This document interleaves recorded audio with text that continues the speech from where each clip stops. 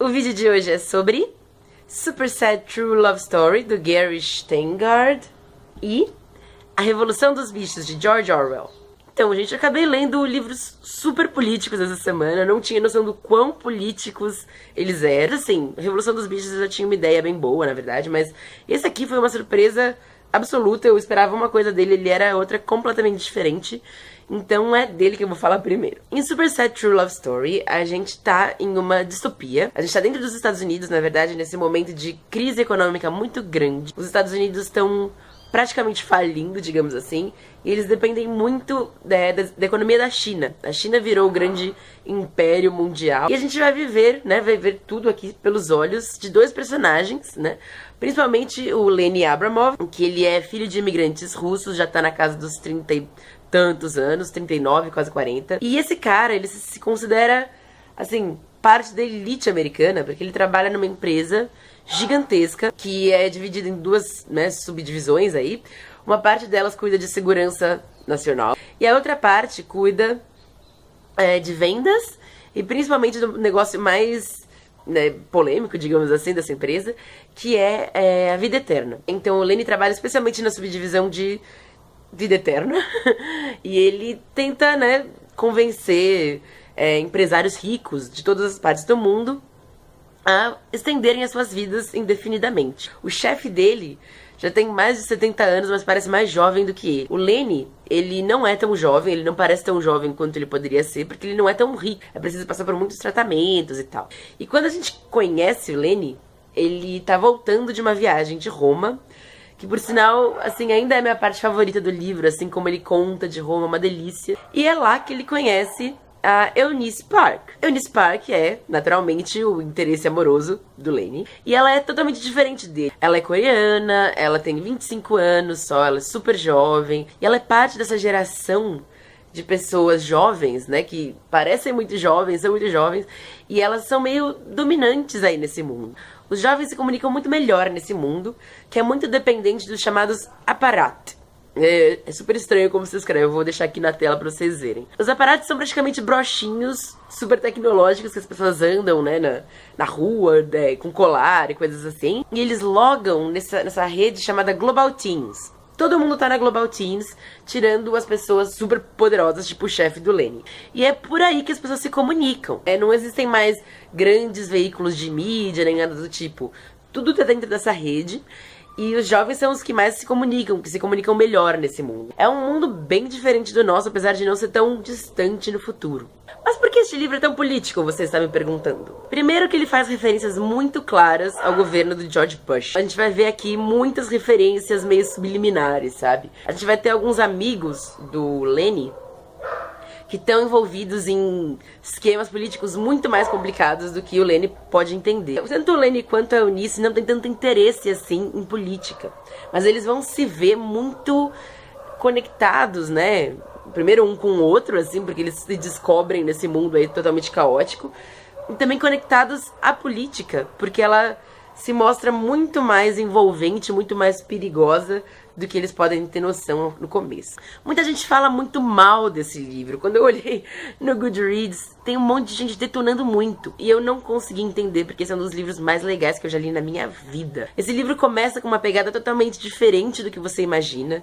Ele leva muito para esse mundo distópico, né? Mas muito numa pegada de amor. A gente tem acesso aos diários do Lenny Abramov. E a gente vê como esse cara é culto, literário, assim, né? Como ele gosta de livros, ele é uma das poucas pessoas que lê livros no mundo dele. Mas também como ele é extremamente apolítico, como ele é super alheio ao que tá acontecendo no mundo dele, né? Ele tem esse emprego que paga bem pra ele, mas ele passa muito mais tempo confabulando sobre a Eunice, ou pensando nos amores que ele teve na Itália, ou a comida que ele comeu.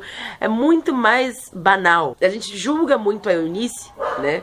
Porque ela é uma criatura muito banal também.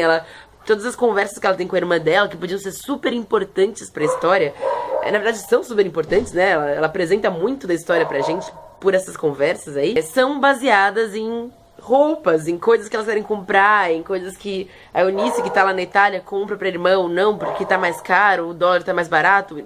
Enfim, é muito, muito legal. A história vai caminhando pra um lugar que você não espera.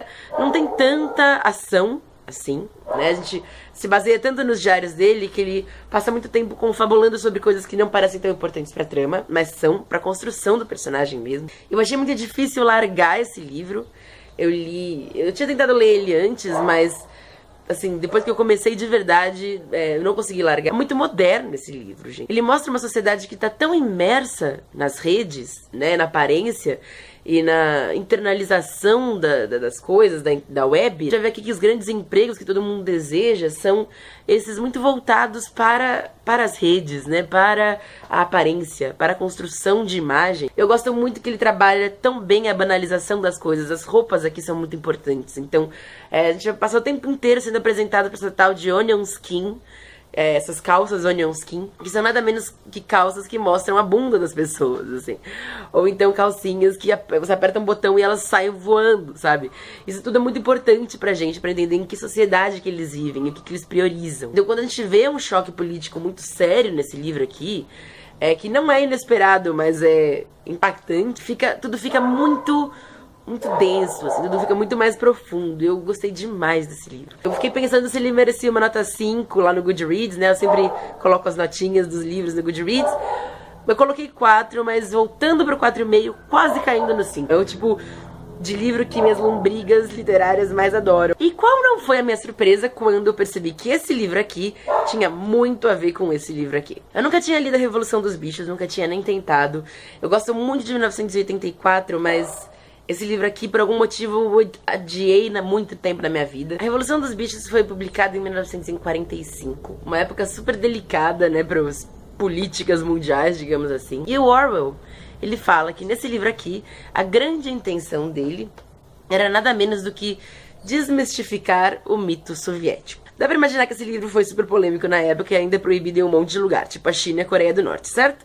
Ok. Esse livro aqui, ele surpreende por duas razões. A primeira é a simplicidade dele. Então ele se lê realmente como uma fábula. Muita gente descreve esse livro aqui como uma fábula do poder. E é bem isso, assim, né? Você tem bichos falantes que constroem coisas, que organizam fazendas. E o que acontece é o seguinte. A gente tem esses bichos que são explorados por um fazendeiro, né? Meio sacana. E eles resolvem, um dia, derrubar esse cara.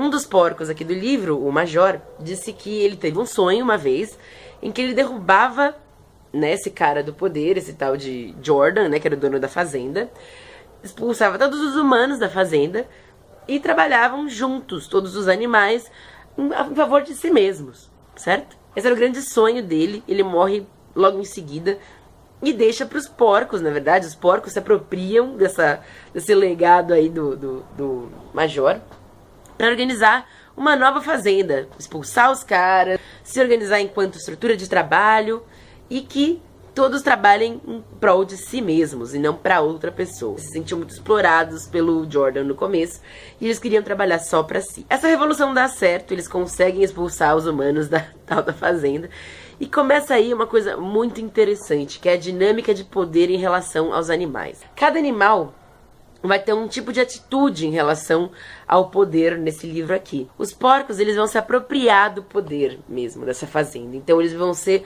os caras que são a inteligência ali da coisa. Eles são os líderes, digamos assim, que dizem que não são líderes. Você tem a força de trabalho, que está principalmente voltada para os cavalos. Você tem a resistência mais idosa, que está na forma do burro. Você tem todo tipo de contribuição aí para essa fazenda funcionar. Nem todo mundo tá afim desse novo modelo. Muitas pessoas, muitos animais, na verdade, muitos animais saem dessa fazenda de alguma forma. Mas as coisas vão ficando cada vez mais complicadas e mais tensas, ao ponto da gente entender por que esse livro aqui é tão importante até hoje. Eu vou dizer que é um livro, apesar de fininho, muito difícil, sabe? Porque ele é doloroso. Quando você para pra pensar, meu Deus, são porcos fazendo isso, são bichos agindo dessa forma. Fica tudo muito mais chocante, porque é um requinte de crueldade, gente, tão grande. O Orwell não tinha outra intenção, além de mostrar os problemas do comunismo soviético. Então a gente vai ser apresentado para isso o tempo inteiro, de uma forma muito sutil, às vezes nem tanto sutil. Se você conhece a história, você vai ver que não é tão sutil assim.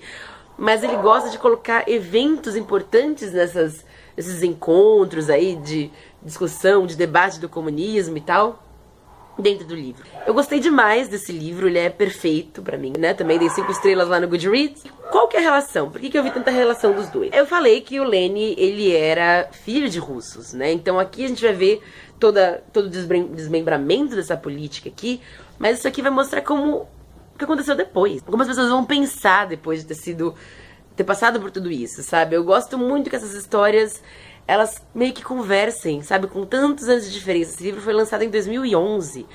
E eu ainda acho que os temas deles dois são muito próximos. É sobre a dificuldade de ser livre e como é difícil não ranquear pessoas, como é difícil que a sociedade entenda que todos nós somos iguais e livres, sabe? Gosto muito, principalmente, do anexo que ele coloca aqui. Os editores da Companhia das Letras organizaram as informações aqui de uma maneira muito interessante. Primeiro eles colocaram um pós-fácil do Christopher Hitchens, que explica um pouco o contexto do Revolução dos Bichos e mostra como era outro mundo mesmo, assim, o mundo em que o Orwell vivia, como ele enxergou as coisas tão além, sabe, pra reportar pra gente até hoje, pra escrever livros universais. Aqui você vê realmente a semente do 1984, que foi lançado em 1949. Eu acho que 1984 não teria sido a mesma coisa sem esse livro aqui antes, entendeu?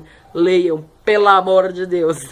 Depois do pós-fácil, eles colocam 2 anexos, que são as introduções que o Orwell escreveu para as edições do Revolução dos Bichos. Nenhuma das duas é muito conhecida, na verdade, porque uma delas foi rejeitada na edição original e a outra foi escrita em ucraniano. Ela foi voltada só para ucranianos que estavam em campos de trabalho forçado e coisas assim. Ele escreveu esse livro e ele distribuiu pagando do próprio bolso para os ucranianos, para poloneses que não tinham nenhuma condição de comprar, mas ele achava que precisavam ler este livro aqui. Eu não tenho realmente o que dizer, assim, foi uma semana meio inflamada, sabe? Eu fiquei brava há muito tempo.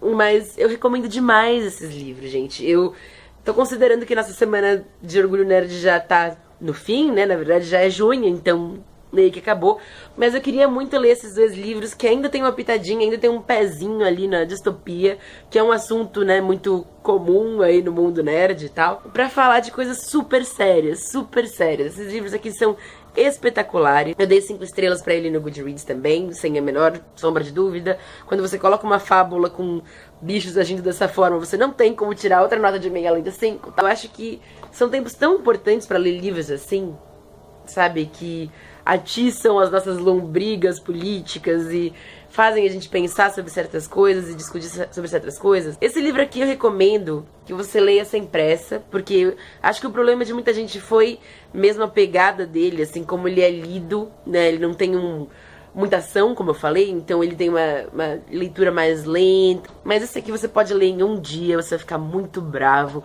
você vai sentir saudades e muita dor por certos personagens. Leiam esses livros, eles são muito, muito bons. Então, é isso, espero que vocês tenham curtido. Quinta-feira tem mais vídeos, se tudo der certo. E vejo vocês lá. Beijo e até mais.